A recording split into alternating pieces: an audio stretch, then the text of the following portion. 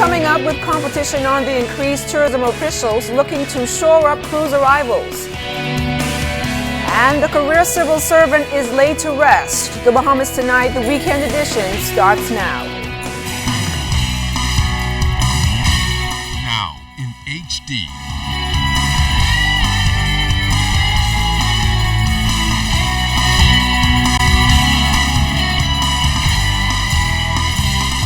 ZNS Network presents The Bahamas Tonight. This portion of the news brought to you by BTC Every Day. Good evening, everyone. I'm LeDaunne Davis, and welcome to the Bahamas Tonight, the weekend edition. Thanks so much for tuning in. For many years, the Bahamas has been a destination of choice for international travelers, and with other nearby destinations also offering sun, sand, and sea at lower prices, the country has lost some of its tourism share. Now, cruise ship business is just one of the areas where the Bahamas as a destination struggles to stay afloat. But as Scieska Adderley tells us tonight, with the 2015 cruise ship season coming up in just a matter of months, tourism officials have intensified their efforts to increase cruise ship arrivals. Tourism officials are looking to improve the cruise ship business during the upcoming season, but it will require some changes. That's according to the Minister of Tourism, O.B. Wilshcombe.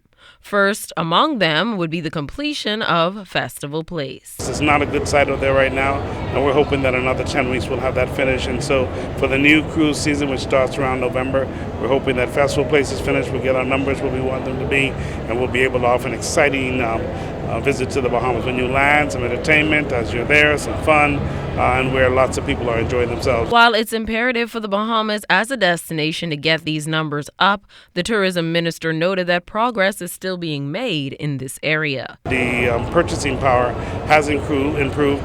Cruise lines informing us that the average spend now is around $85 per visitor. Not as high as the average spend for the overnight visitor, but it's improving. So it tells you something is going right. We're looking at the data, and once we determine what's caused it, we'll be able to talk more about it. But I do feel good that we're making some progress.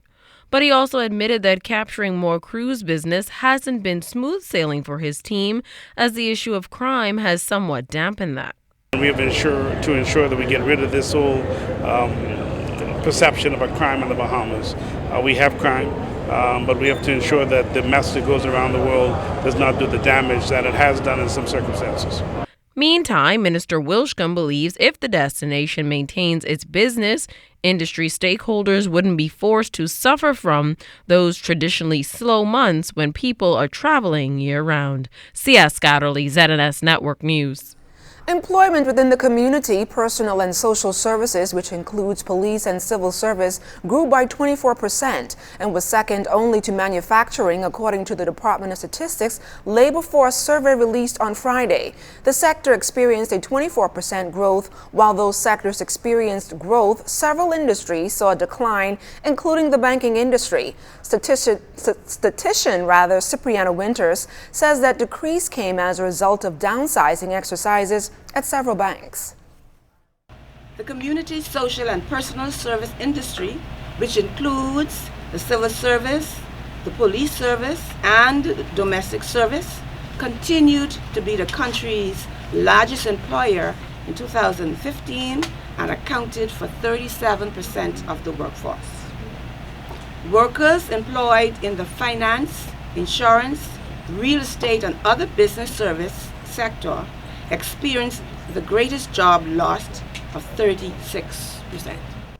Officials from the National Insurance Board say they're still not satisfied with the level of compliance and are now looking at intensifying those efforts by going after every single employer in this country. NIB's Senior Manager in the Compliance Department, Stephen Thompson. We believe that if we go about strengthening the relationship between the National Insurance Board, employers, and self-employed persons, that would help in our compliance initiatives. We are hoping going forward to build better relationships with employers. Now, despite some improvements being made in the area of compliance, Thompson noted that moving forward, inspectors at NIB are expected to crack down even further. The inspector is really the face of the National Insurance Board. highly qualified, committed group of persons who can act as public relations officers for the National Insurance Board. So we want to encourage employers, self-employed persons to make contact, reach out to their employer, to their inspectors if they have need for any additional information, if they have any concerns. We also wish, on the flip side of that, to encourage all employees to remind them that they can be informed about their level of contributions by coming into the National Insurance Board, or they can also do that electronically. Stay close. The Bahamas Tonight, the weekend edition, continues right after this.